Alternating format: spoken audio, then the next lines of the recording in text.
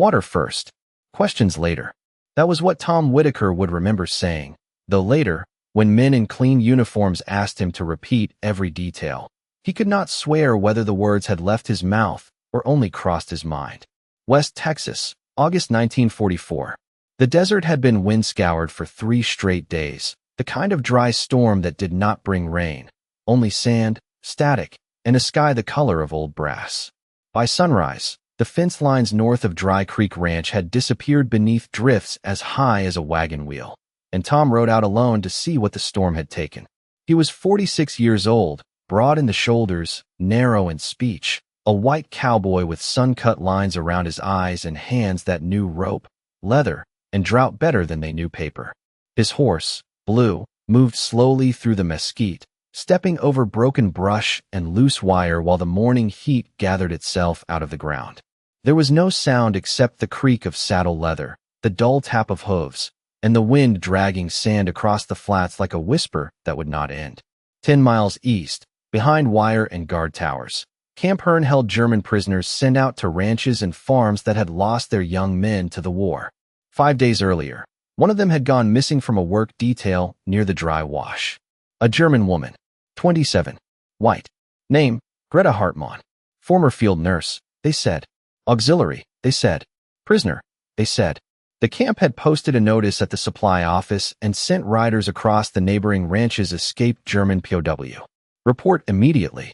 Tom had read it once, folded his mouth into a hard line, and said nothing. Now, as Blue climbed a low rise above a wash cut deep into the red earth, Tom saw something that did not belong to the desert. At first it looked like a strip of cloth snagged on a thorn. Then the wind shifted, lifting the sand just enough to show the shape beneath it. A boot.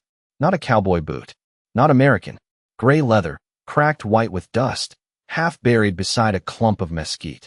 Tom stopped breathing for one slow second. He swung down from the saddle and walked toward it, spurs quiet in the sand. He did not call out. Something about the stillness told him not to waste breath on noise. He knelt and brushed sand away with both hands. First the boot, then an ankle, then the hem of a gray prison dress stiff with dust. Blue tossed his head behind him, uneasy. Tom kept digging. Not fast. Careful. The way a man uncovers something fragile he has no right to break. When he reached her face, he saw that she was alive. Barely. Her lips were split by thirst.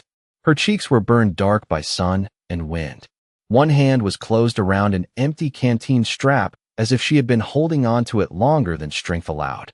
Her eyes opened, pale and unfocused, and for a moment she looked at Tom without fear, without hope, without asking for anything. That was what struck him hardest. Not that she was German, not that she was a prisoner, that she had already made peace with being left there.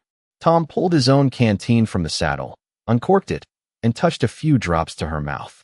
Slow, he said, though she could not understand him. Easy now. The desert held its breath around them.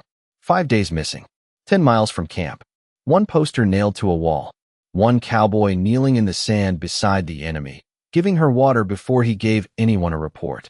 5 days earlier, Greta Hartmann had walked behind a line of women through waist-high brush north of Dry Creek, carrying a canvas sack meant for fallen fence staples and loose scraps of wire.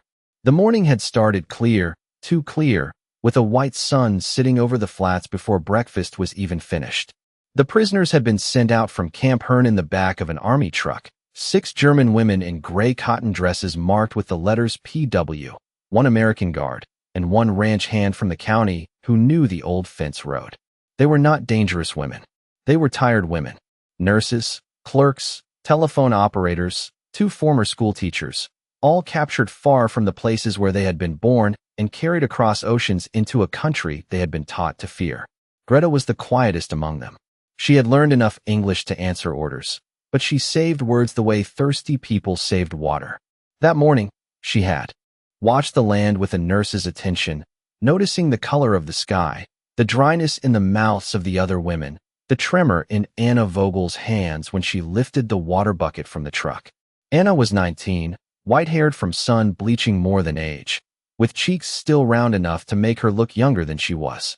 By noon, the heat climbed past 100 degrees, and the horizon began to waver like glass held over a flame.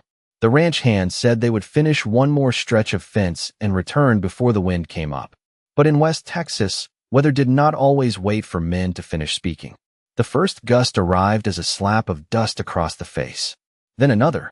Then the whole plain seemed to rise. Sand moved sideways. Mesquite branches bent low. The guard shouted for everyone to get back to the truck, but his voice broke apart in the wind before it reached the last two women. Greta saw Anna stumble near the dry wash. One hand pressed to her chest, her face blank with heat and panic. Greta turned back. She did not think about escape. She did not think about rules. She thought about pulse, shade, water, breath. The things that mattered before paperwork. She reached Anna and took her by the arm, guiding her down behind a low bank where the wind was softer. Anna was crying without sound, her lips forming German words the storm carried away. Greta gave her the last of her water, a few careful sips, then looked toward the place where the truck had been. Nothing remained but brown air. No figures, no road, no fence line. The storm had erased the world. Greta made Anna stay low while she climbed the bank to search for help. She meant to go only a few yards. She meant to keep the wash in sight. But the sand thickened until every direction looked the same. She walked with one hand over her nose and mouth, the other stretched before her like a blind woman moving through smoke. 10 minutes became an hour. The sky darkened, then brightened, then darkened again. When the wind finally dropped, Greta was alone on open ground, with no truck, no voices, no footprints, and no Anna. That was the first night. She slept under a scrub cedar with her dress pulled over her knees and woke before dawn shaking from cold. By the second day, she stopped calling out. By the third, she followed a line of buzzards and found only a dead jackrabbit and a dry arroyo. By the fourth, she tied a strip of gray cloth to a mesquite branch, hoping someone would see it. By the fifth, she no longer walked. She crawled into the shallow shade of the wash and closed her hand around the empty canteen strap as if holding onto a door handle from another life. She thought of Germany then, not the flags, not the speeches, not the marching songs, but her mother's kitchen in Bremen, flour on the table, rain on the window, a kettle beginning to sing. She thought of Anna and wondered if the girl had lived. She thought of the Americans and wondered whether they would believe she had not run. Then the sand moved above her, and a shadow crossed her face. A man's hand brushed the dust from her cheek. He smelled of leather, horse sweat, and sun. His voice was low. She did not understand the words. But she understood the canteen. She understood the way he waited after the first drops touched her mouth, refusing to let thirst make her careless. In that moment, Greta did not know his name. She did not know he was Tom Whitaker of Dry Creek Ranch. She only knew that the first person to find her had not reached for a rifle, a rope, or a report. He had reached for water. Tom did not try to lift Greta at once. He had seen men make that mistake with calves pulled from dry gullies, seen good intentions turn clumsy when heat had already done its work.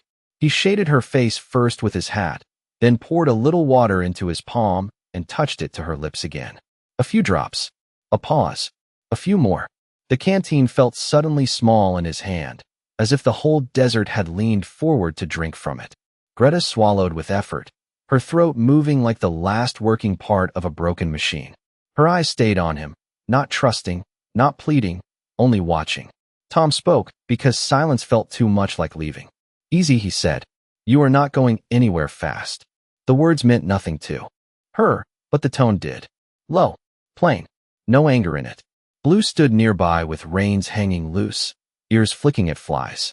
The sun had climbed higher, sharpening every stone and thorn until the land looked cut from copper. Tom glanced east toward the camp, though it was too far to see. He knew what the notice said. He knew what any proper man was expected to do. Find the prisoner. Secure the prisoner. Report the prisoner. Let the army handle the rest. Rules had order in them. Tom respected order. Fences, water schedules, brands, gates closed before dark. A ranch fell apart when men decided rules were for other people. But there was another rule, older than any typed notice on an office wall. When someone is dying of thirst, you give water. He untied the bedroll from behind his saddle and spread the blanket on the ground beside her. Greta flinched when he moved near her shoulders. It was small, almost hidden, but Tom saw it and stopped. He held both hands where she could see them, palms open, fingers dusty. "I have got to get you out of this, son," he said. "That is all." She blinked slowly. He slid one arm under her shoulders and the other beneath her knees, lifting her as gently as he could. She weighed almost nothing, less than a feed sack, less than his daughter had weighed at 12, before fever took her in the winter of 1932.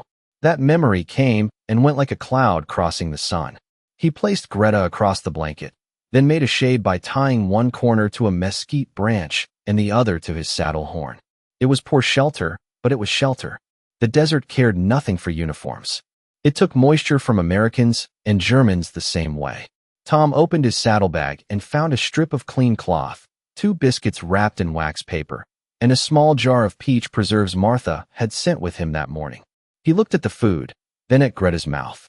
Not yet. Water first. Time first. He wet the cloth and laid it across her forehead. Her hand, still closed around the empty canteen strap, loosened by a single inch. That tiny movement struck him harder than a cry would have. She was coming back by inches. Not as a prisoner. As a person. A horse sounded behind him. Tom turned and saw Caleb Ross riding down from the ridge, a lean young ranch hand with a red neckerchief and fear already written across his face. Caleb pulled up short when he saw the woman under the makeshift shade. His eyes went from Greta to Tom's empty canteen, then to the gray cloth of her dress. "Mr. Whitaker," he said carefully, "that is the missing German." Tom did not answer. He dipped 2 fingers into the canteen cap and let Greta take another sip. Caleb swallowed. "Camp notice says report immediately. I read it. Then we ought to ride in." Tom looked across the sand flats, shimmering under the heat. Camp Hearn sat miles away. The ranch house sat closer. Martha had water, shade, clean sheets, and the calm hands of a woman who had nursed neighbors through drought, childbirth, and influenza without once asking which church they attended. Tom corked the canteen and stood. "Saddle up the wagon when we get back." Caleb stared at him. "Back where?" "The house." The young man's voice lowered. "They may call that hiding her." Tom lifted Greta again, careful not to jolt her. "They can call it what they want after she is breathing right." Caleb looked toward the east, toward rules, uniforms, signatures, trouble. "You should report her first." Tom settled Greta against the front of his saddle and took Blue's reins in hand. His answer came dry and quiet, almost lost beneath the wind. "She can be reported alive." The ride back to Dry Creek Ranch took less than an hour, but it felt longer because Tom walked beside Blue instead of riding. He kept one hand on Greta's shoulder to steady her against the saddle and one hand on the reins, guiding the horse through brush and sand with the slow patience of a man carrying a lantern through wind. Caleb followed behind them without speaking. His horse stepped nervously whenever Greta moved, and each time Caleb looked east toward Camp Hearn as if the guard towers might rise over the hills and see them from miles away. The sun was high now. Heat floated above the ground in silver sheets. Every fence post shimmered. Every stone looked hot enough to burn skin. Greta drifted in and out of awareness, hearing pieces of the world without understanding where they belonged. Leather creaking, a horse breathing, a man's boots dragging through sand. Once she opened her eyes and saw a hawk circling above the flats, black against the white sky, and thought for one confused second that she was still alone in the wash. Then Tom's hand touched the blanket around her shoulders, firm and steady, and the fear passed without a sound. The ranch house appeared beyond a line of cottonwoods, low and weathered, with a windmill turning slowly beside the water tank. It was not large. White boards, tin roof, porch sagging slightly at one corner, kitchen windows open to let out the heat. To Greta, it looked impossible. A house without wire around it. A door standing open. Curtains moving in the air. Martha Whitaker came out before Tom reached the yard. She was 42, plain-faced, sun-browned, with gray beginning at her temples and flour dust on the front of her dress. She had been rolling biscuit dough when she saw them through the window. One look at the gray prison dress and the blanket over the woman's shoulders told her enough. She did not ask who. She asked, how long without water? Tom answered, near 5 days, best I can figure. Martha's mouth tightened, not in anger, but in decision. Bring her in. Caleb shifted in the saddle. Martha, the camp notice said she has to be reported. Martha looked at him once. Then report that she is alive in my kitchen. The sentence settled the yard. Tom carried Greta up the porch steps and into the house. The kitchen smelled of coffee, warm bread, lye soap, and peach preserves cooling in jars along the windowsill. Greta saw the table first. A real table. Blue enamel plates. A folded dish towel. A knife lying beside a loaf of bread. Ordinary things.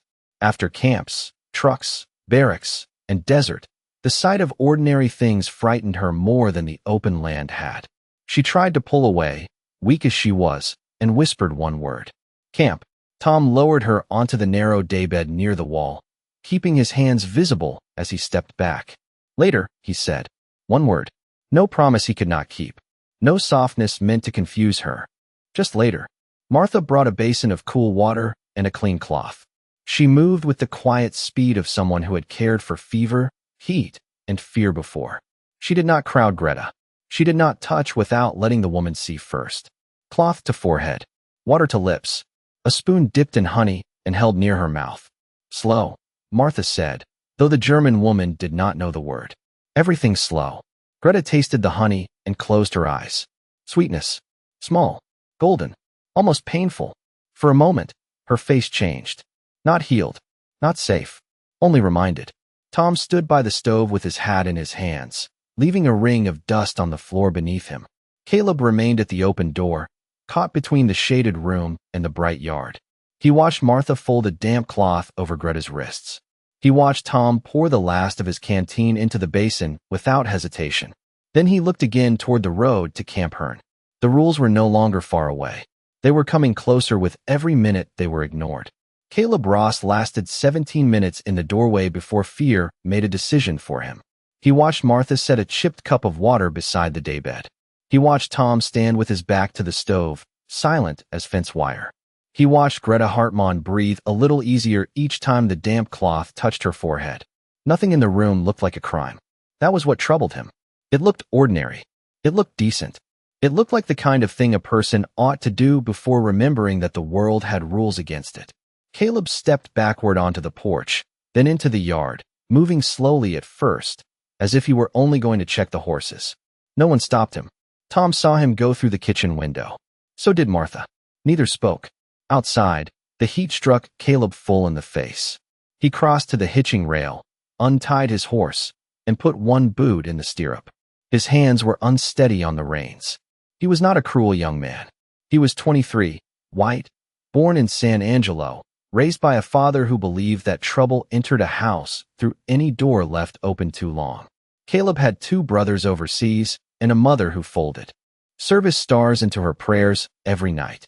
To him, a German prisoner in an American kitchen was not just a woman near death.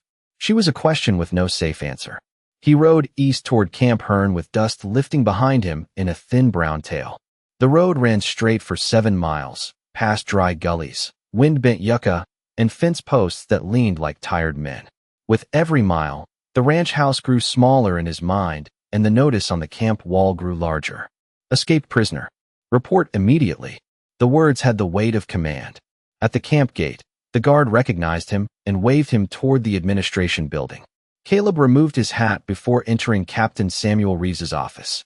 Reeves was 40 years old, white, clean-shaven, and built narrow, with the careful posture of a man who had learned that authority was strongest when it did not hurry. His desk held 3 neat stacks of paper, a black telephone, and a coffee cup gone cold.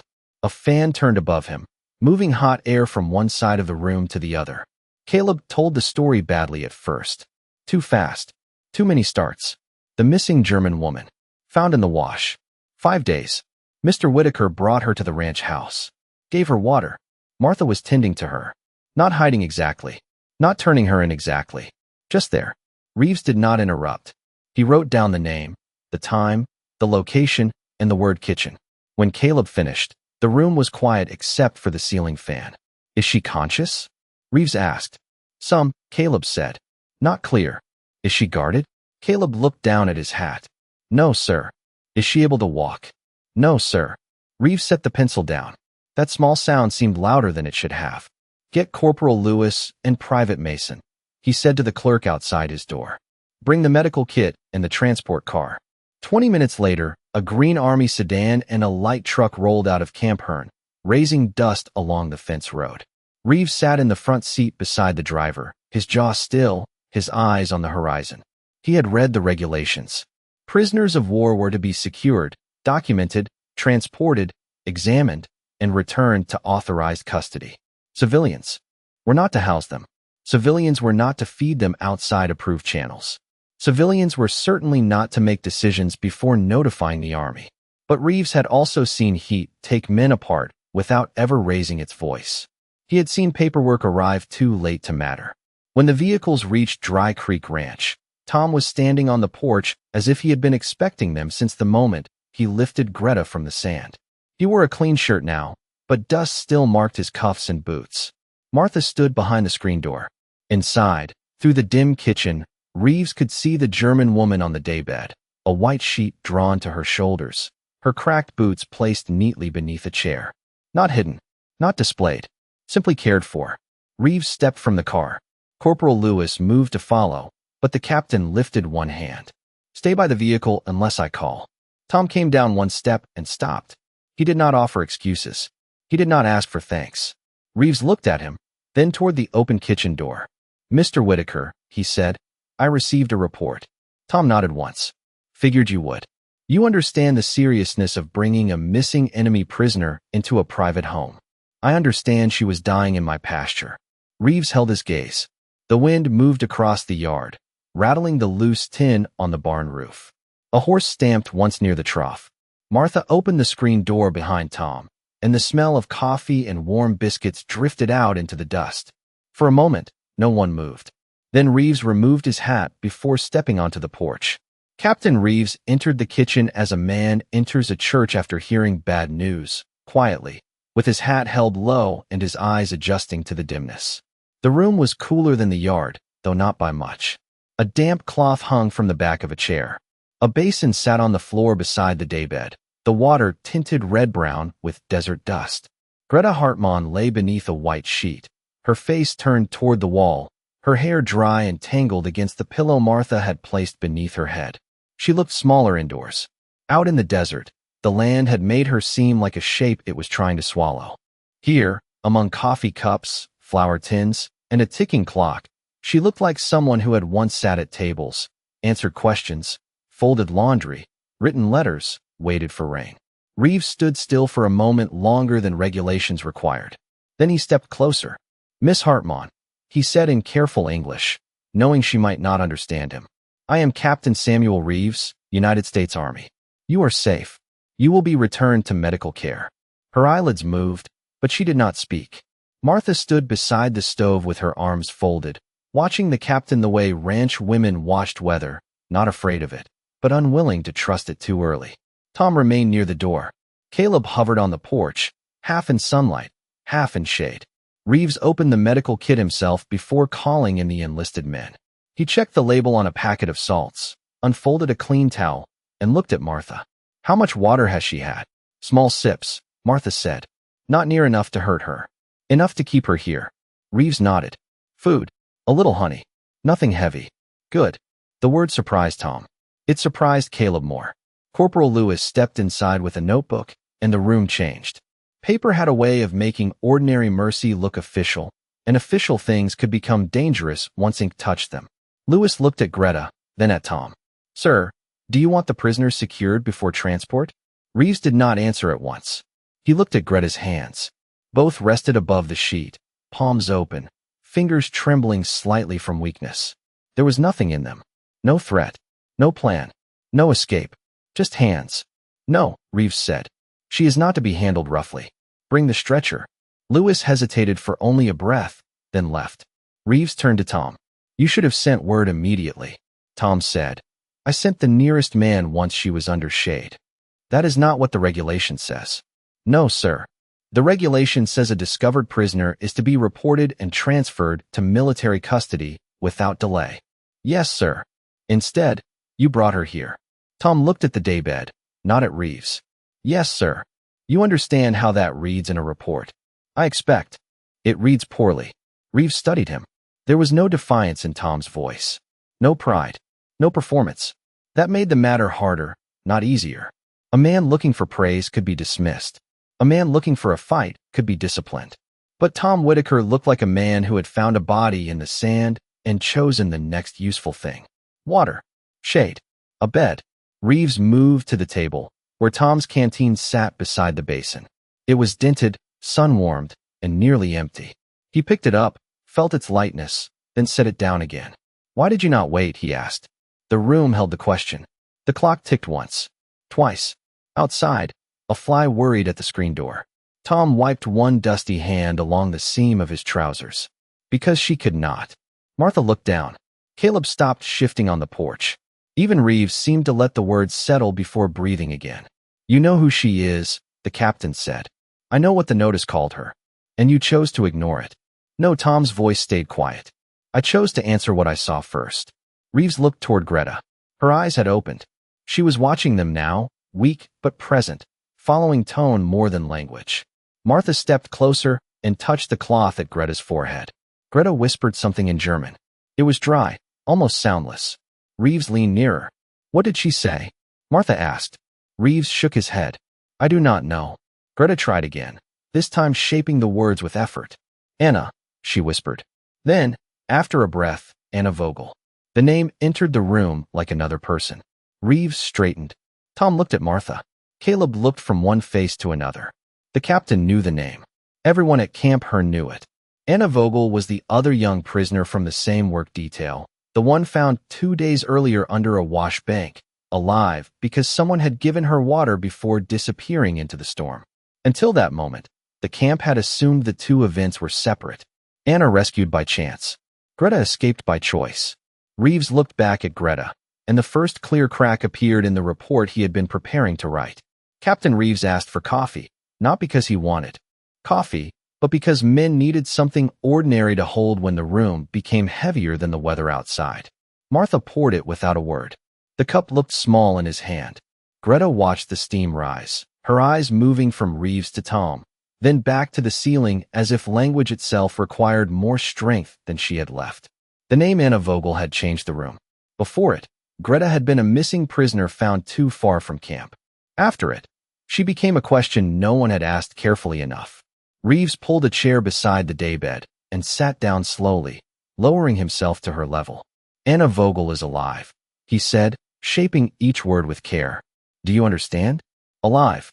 Greta closed her eyes. For one moment, her face lost its hard desert stillness. Not a smile, not relief in any simple sense. Something quieter, a knot loosening inside a person too tired to weep. Her fingers moved against the sheet. Martha saw it and placed a hand near hers, not touching, just close enough to be found. Greta opened her eyes again. "Alive?" she whispered. Reeves nodded. "Yes. Found 2 days ago. Weak, but alive." The breath Greta released sounded like paper being folded. Caleb, still near the porch, looked down at his boots. He had ridden to camp believing he was reporting a violation. Now he stood in the doorway of another story, one that had begun before his fear entered it. Reeves leaned forward. "Tell me what happened." Greta swallowed.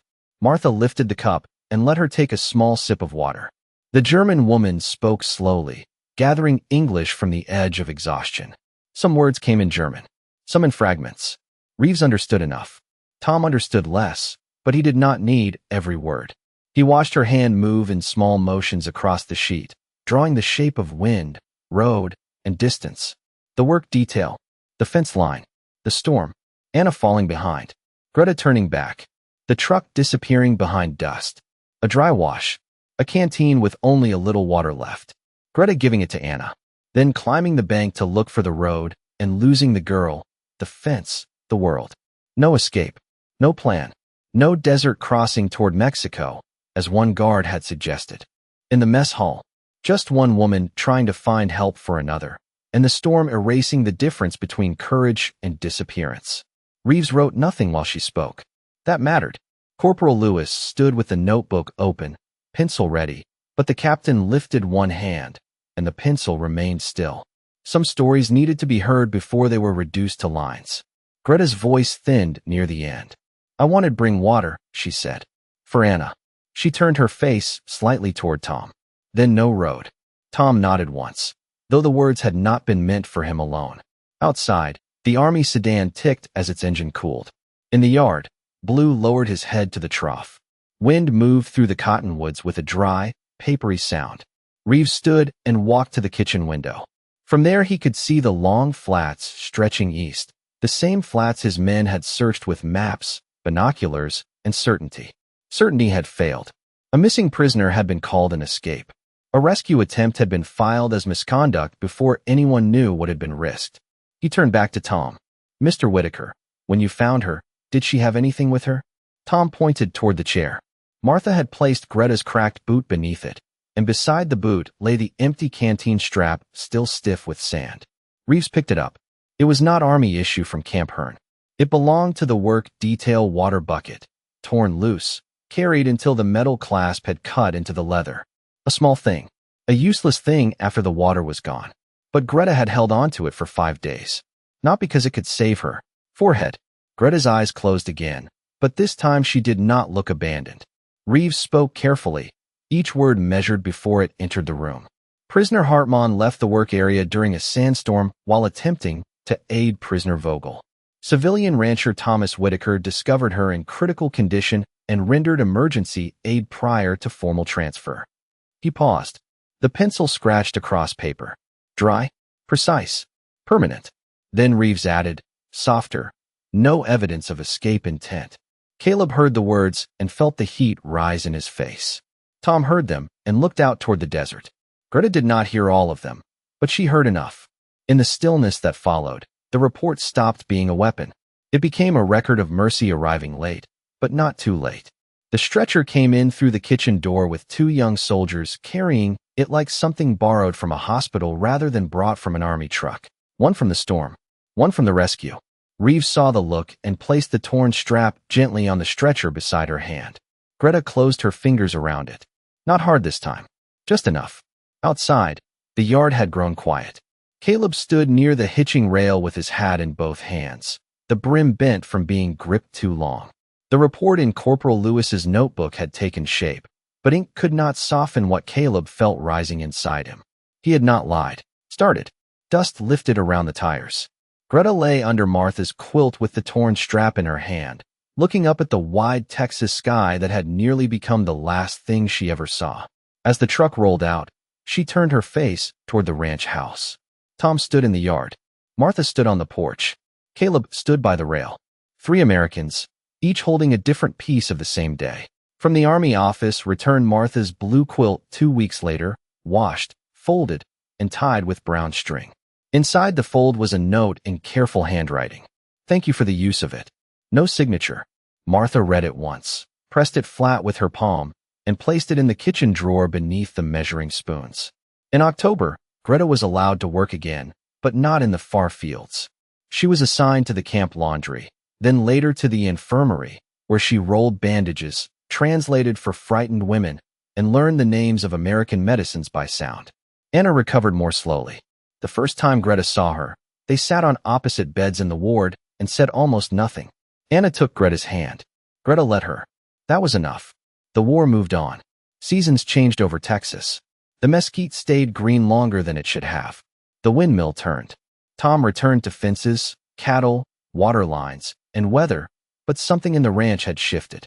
Caleb Ross did not speak much about that day, yet he was different after it.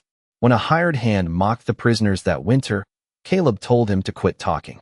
Not loudly, not bravely, just firmly enough that no one laughed. In 1946, Greta was sent back to Germany with a paper tag tied to her suitcase and Martha's note folded inside her coat. She wrote once from Bremen, then again from Hamburg. Then the letters stopped for many years, as lives rebuilt themselves with small tools. Work, bread, a room with a stove, rain on a window that did not mean fear. In the summer of 1966, a white woman in a blue traveling dress stepped out of a rented car at Dry Creek Ranch. She was 49, with silver beginning in her hair and a leather folder held against her chest. Tom was older now, thinner, moving slower, but he knew her before she reached the porch. Martha had passed the year before. Caleb had his own place outside San Angelo. The house looked smaller than Greta remembered, but the kitchen window was the same. She placed the folder on Tom's table. Inside was a copied report from August 1944, its official language faded but still readable.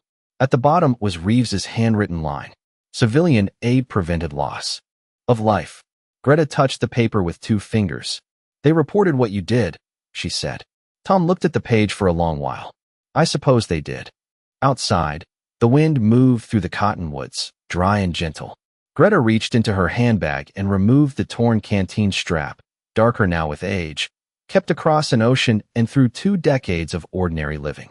She laid it beside his old canteen on the table. 2 empty vessels again. One had gone into the storm. One had come out to meet it. Tom did not say much. He never had. He only nodded, and in that quiet kitchen, the report finally became what it had always been trying to be. Not a record of a rule broken, but proof that a human life had been seen before a uniform, before a border, before the word enemy could finish its work.